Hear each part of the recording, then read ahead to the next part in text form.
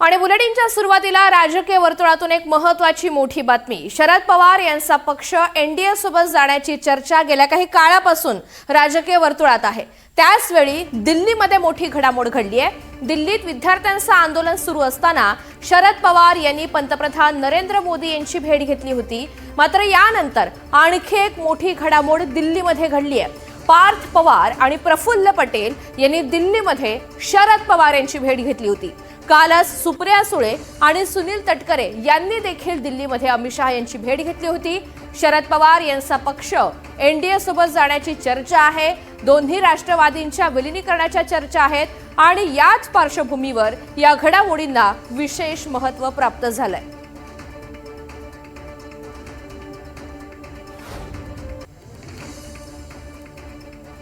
तर शरद पवार यांना मी आणि पार्थ एकत्र भेटलो। प्रफुल्ल पटेल यांनी एनडीटीव्ही मराठीला ही माहिती दिली।